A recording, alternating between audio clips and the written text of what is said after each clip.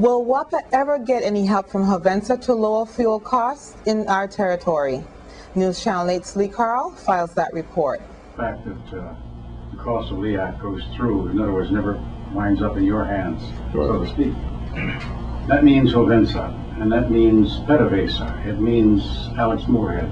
Those people, if somebody sat down with them and said, look, can't we work something out? And it used to be Hess, Leon Hess walking, and somebody would say, okay, let's see if we can work this out. Has anybody been able to talk to Hovensa and say, this is killing us, you've got to give us a break, some compromise? As we know, the contract between, the authorities build off of is a contract between the government of the Virgin Islands and Hovensa.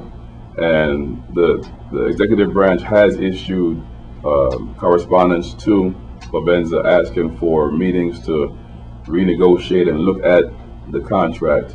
I don't believe they have had the actual meetings as yet, but I know they're in process of setting those up.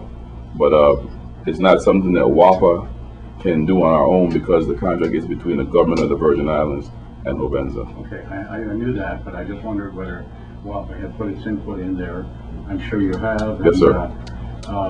You talked about the 2 or 3 generators you now have. I see at the plant here 2 or 3 generators in wood shacks. Are they brand new generators or what? Those are power transformers. What we're doing there is, Mr. Henting's group is putting a new substation. We have an older substation on the yard that has switches on top of buildings and stuff that is 40 years old and doesn't offer all the protection that the system needs and desires.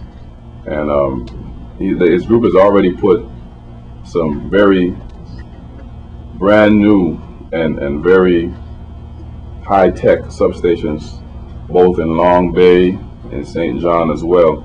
And what this one will do is replace all the old equipment on top of those buildings and whatnot. But those are transformers, they're power transformers, and they're not power generation. At WAPA's Executive Office, Lee Carl for News Channel 8.